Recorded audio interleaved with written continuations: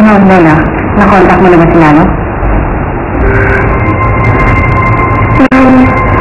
Sorry po talaga, pero hindi ko pa nagagawa ang inuutos niyo. Kasi po, sa totoo lang, nahihirapan ako. Banned na po ako sa Labrador office. At wala na po akong number ni Lalo. Sorry po talaga, ma'am. Gusto ko kayong tulungan. Pero wala akong magagawa. Okay.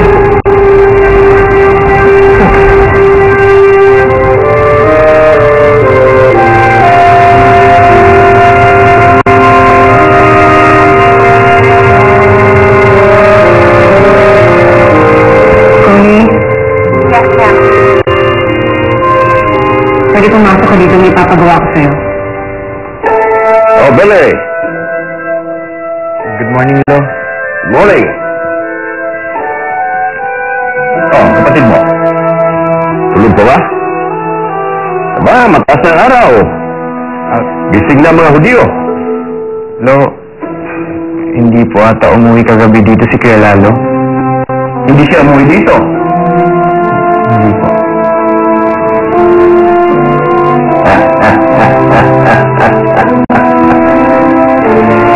Siguro sinimulan na naman niya ang dati niyang bisyo. Ang pangangaswang. Isolda! Where's my coffee? Isolda! Lo, wala rin po ata si Mami dito. Where the hell is that woman? Makakaasa ka na tutupad ako sa usapan natin. Hindi ka nagkamali ng pagtawag sa akin.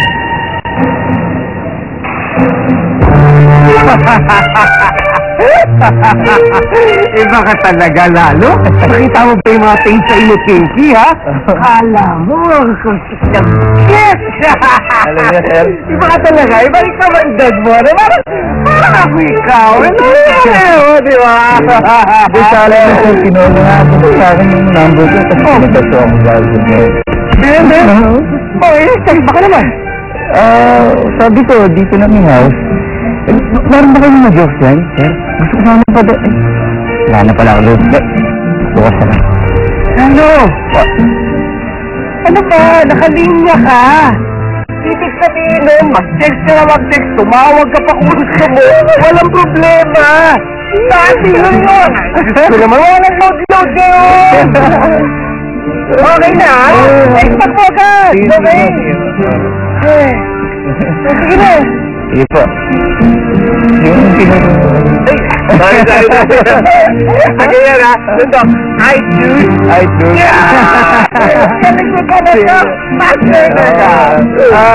Tita Zelda. Excuse me. I was just taking a bath already. Teka muna, Lalo. Maganda ka, ha? Meron kang pupuntahan mamaya. May lakad ka. Ano lakad dito? Basta may lakad siya. So, maganda ka, ha?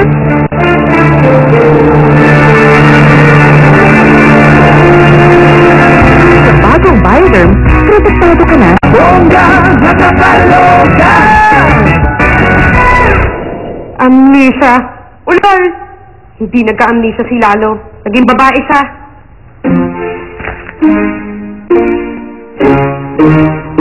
Lolo naman. Ang bilis mo maniwala. Kasi baka mukhang kamukha ko yung mokong na yan. Talagang tinanggap mo na lang sa bilang ako mo. Labo mo naman, no? At ikaw, sino ka ba talaga, ha? Pero in fairness, kamukha niya nga ako nun. Ganda ng ilo. Mga mata, ang papungan. May mga labi. Faceable na faceable. Wala talagang pupogi sa kayo, Lalo. You're the man. Guwapo. Guwapo talaga.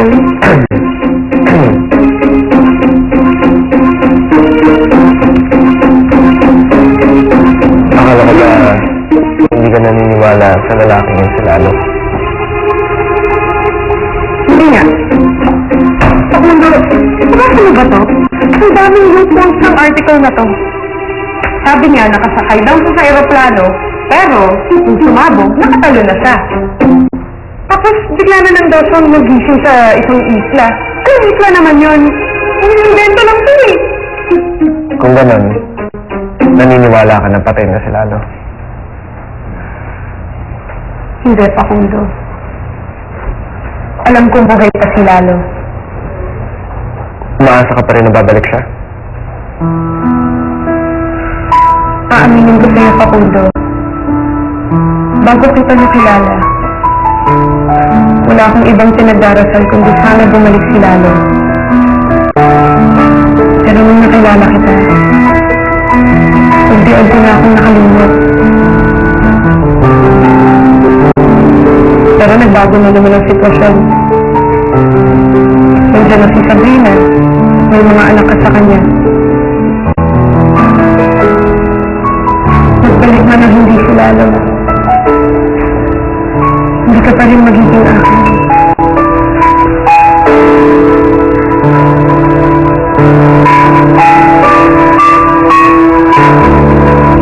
Excuse me, Lola. Francis, busy ka ba? Pwede mo na ako samahan. Napansin ko parang body-body na ata kayo ni Matias. Ma!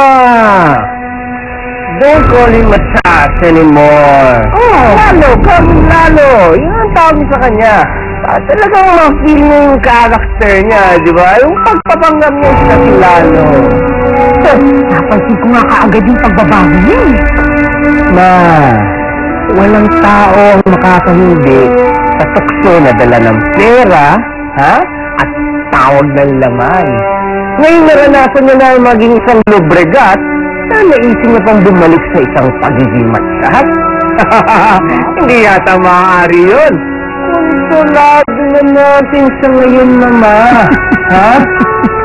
Pero hindi niya na nalaman. Barya-barya lang ang natatanggap niya.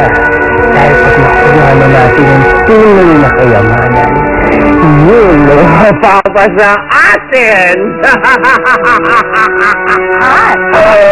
Kung swesertehin tayo, hindi lamang kayamanan ng mga lobregat ang mapapa sa atin, kung hindi, pera din ng mga kwento-kwento. Ibig mo sabihin na pati pera ng mga Puente-Belia? Eh, sino ba sa palagay mo ang ka-dinner meeting ni Lalo? Ma'am, Osama, kapag mas natin ngayon, isang may important